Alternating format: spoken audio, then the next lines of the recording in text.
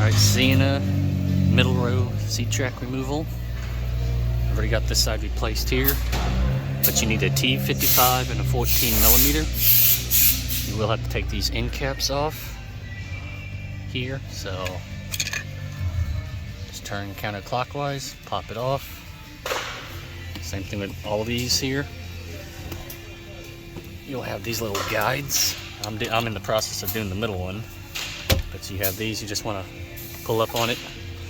Now what I did here, I removed that bar, this bar here, 10mm.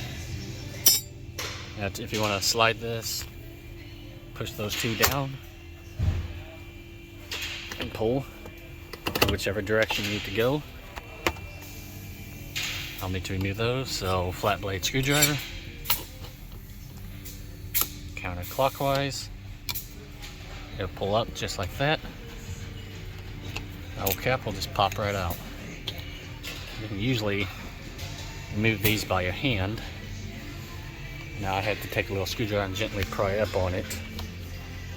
What it seems like with this one here. But anyways, for the outside one, I didn't have to take the whole seats out or whatever. I took this panel off here. You got your 14mm that holds a seat belt on. You'll have a T55 under here. You'll have another T55 right there, and one right over here. So I was able to pull the carpet up enough to get my tool inside under the carpet into the bolt and remove those on it, and that's all that you'll have. Alright, so here's the passenger side. T55. This will be up against the passenger seat. You'll have the T55 there. This is the back, facing the back end of it. The T55 over here, and your seat belt mounts right there. After you get that out, you can just pull it out and pull the carpet away from the ears, and it'll just come off. Now in the middle one, which is what I'm doing currently, you'll have I think 4 6 bolts underneath. So you will have to use a lift and lift up the vehicle so you can get to the 6 or 4 17mm bolts. You cannot remove it without taking it off from the bottom.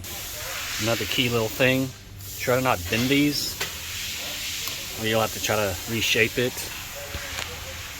So basically, like I said, just push down on these 2 tabs here and you can slide it back. I like to start one end and try to pull up on it. In this case, I cannot get it up by my fingers, so I'll take a flat blade screwdriver. Just kind of try to meet. See if I can get a light on here for you. There you go. Right between the tracks. I like to try to kind of work my way. These will be a little stubborn. So kind of see how it goes. And then you need to slide this back the other way.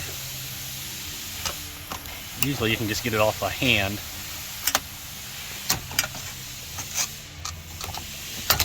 There you go. Basically, this ridge here that my fingers are on goes right between the rack and this tab here. So I've already got this unbolted, so I'll just lift it right on out. So you got a bolt there, that's going to be on the bottom of the car. Alignment pin, a bolt, alignment pin, and another bolt.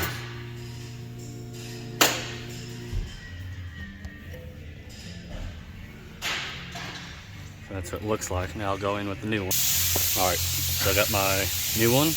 Now match it up with yours. They are directional, as you can tell. The driver's side, the tabs are facing towards the driver's side. Passenger, these tabs are facing towards the passenger side. Now all you gotta do, get lined up into the holes.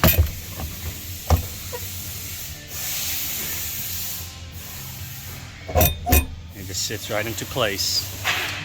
Just make sure you're not getting caught on the carpet either. You want it all the way down.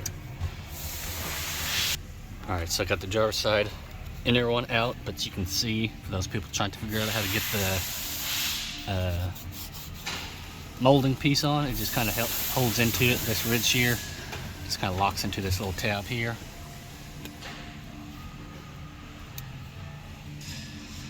So I'll go ahead and put my new one on, which is right here. Like I say, compare it. Make sure the tabs line up the right way. So I got this one here turned around backwards. And just compare it, make sure everything matches up. Like I said, if you go back together with it, slide it into the groove there.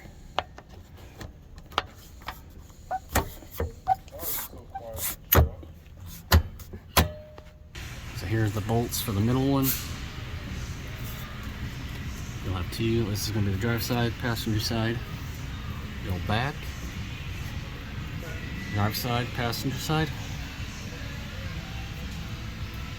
Driver's side, passenger side. And you'll have two more. Passenger side and a driver's side. I did have to drop the spare tire down. You can use a 20 millimeter, or you can use our emergency socket up top.